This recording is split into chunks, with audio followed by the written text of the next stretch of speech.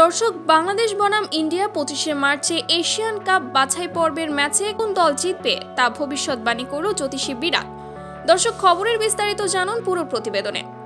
দর্শক, ইন্ডিয়ার ক্রিকেট তো মুখস্থ, কিন্তু ফুটবলে নয়।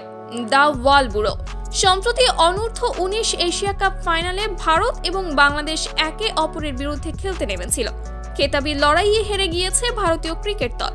তবে আরও একবার ভারত এবং বাংলাদেশের মধ্যে ময়দানি লড়াই দেখতে পাওয়া যাবে।